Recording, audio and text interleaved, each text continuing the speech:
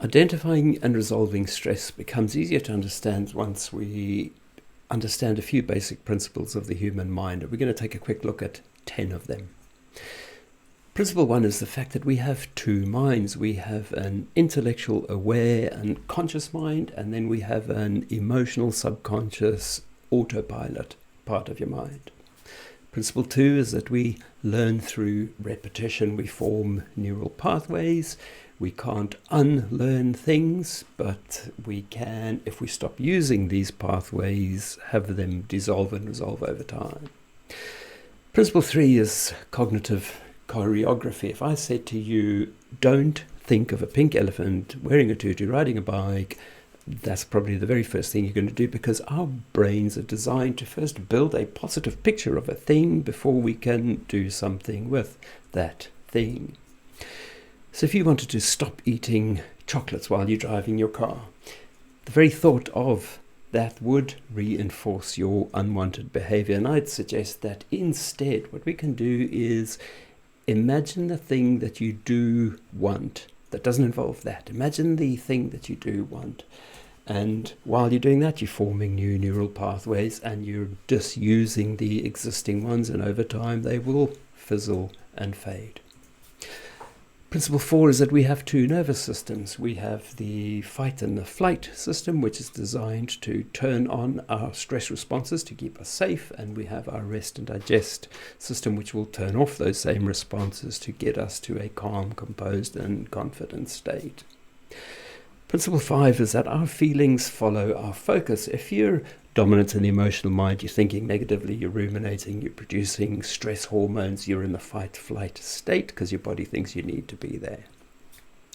When you're dominant in the intellectual mind, you're thinking positively, you're positively active, you're positively interacting, you're producing lots of happy hormones, and your rest and digest system turns on through your thinking.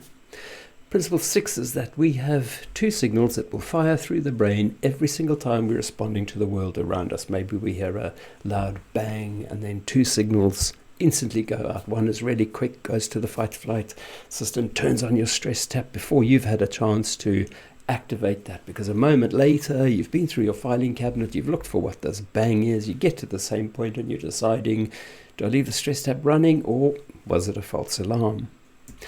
Principle 7 is that we have three behavior patterns in relation to high levels of adrenaline and cortisol. We will always be angry, anxious, or depressed when we have high levels of adrenaline and cortisol. And your subconscious mind is always trying to help you. Its primary job is to keep you survived. So it makes the fight-flight system turn on when you're angry to give you additional strength and courage to deal with the situation. When you're anxious, it's giving you vigilance and obsession to deal with that anxiety, with that issue causing that. When you're depressed, it'll suppress your appetite, it'll suppress your energy because it wants to keep you in the back of the cave. It wants to prevent you from going out into danger.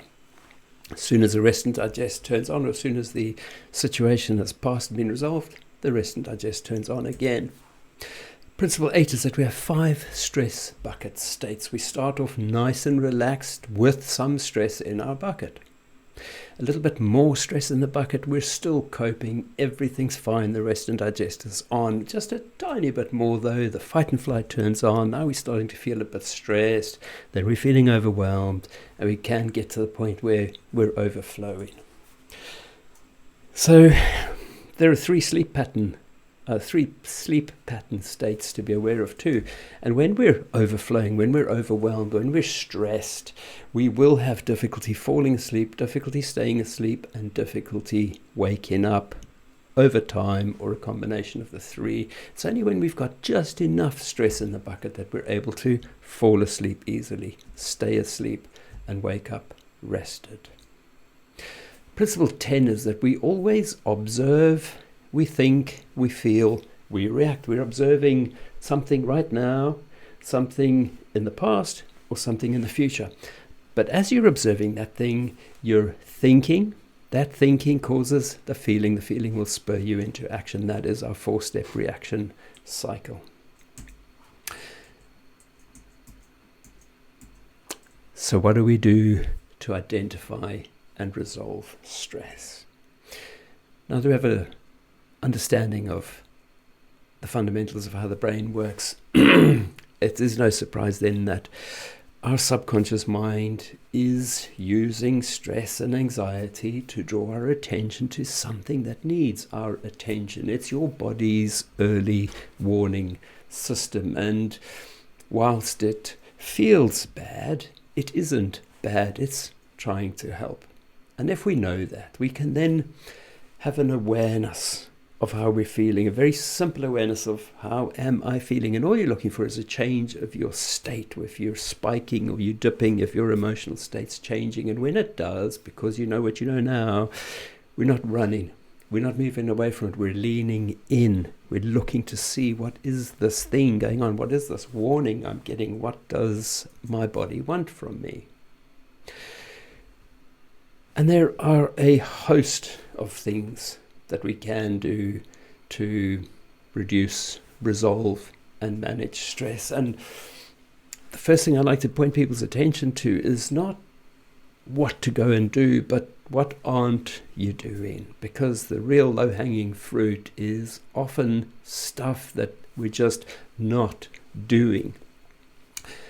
Very often we're not getting enough sleep. We're not eating properly. We're not hydrating properly. We're not moving and exercising our bodies or our minds enough. And simply doing that takes a whole chunk of stuff out of the bucket and helps you to start resolving that anxiety and stress, just going back to basics. And I always suggest to people, go back to basics. Sleep, eat, drink, and move properly first. Get yourself into the best possible shape you're in, and then address what's left. And often what's left is negative thinking is the next bit of low-hanging fruit, the next easy thing to fix, because we've seen that the bulk of our stress comes from the way that we're thinking, the number of negative thoughts that we're having, and they're necessary. We need them because they're drawing our attention to stuff, so we never ignore them. We look at that negative thing and we think, well, how do I respond? What is required from me here? And then you'll take whatever appropriate action for that thing, and then you'll very quickly change gear, change focus, and think to yourself when negativity comes along, well, what is the silver lining? Focus there instead. The negativity comes along and you're asking yourself, okay, here's the situation, but what's the solution? How do I get out of here? What is it that I want in this situation, and what steps do I need to take? Because if you're asking yourself why questions, why am I stuck? Why am I here? Why is it me again? Why questions keep you tethered to the problem state. How questions force you to think outside of where you are, and the solutions pop up in a different place and point you towards a solution. So as we're doing this stuff, and you can do any of them in any order, but the more of them you do more regularly, the more you will be opening the tap on your stress bucket and allowing stress to drain out. You'll be using these coping mechanisms, and as long as stress is going out faster than it's coming in, it kind of doesn't matter how busy your life is or how much there is going on, because you're easily managing it. Positive morning routine is another place where a lot of people get great benefit. Some people like to wake up half an hour early and do 3 things for 10 minutes each, regular disciplined stuff. And the idea here, and the idea with a lot of this stuff, is because there is no silver bullet, but there are small changes that you can make regularly. You can lean in and take benefit from the increment of small changes. Small changes regularly over time have a big difference, and you can see things in the list. If you are the praying type, there's benefit there. Gratitude is very, very strong emotion. Breathing can massively turn off stress taps mechanically because of the way the subconscious mind works. It doesn't know the difference between imagination and reality, so it's quite easy to hack the brain to do some stuff to breathe properly. 3-6 breathing is an excellent way. Meditation is fantastic, gets you into a trance, relaxed state. Lots of wonderful, wonderful things you can do to dissolve and resolve stress. So I'm Jake from Stress Executive, helping people to address the stress and unwind the mind.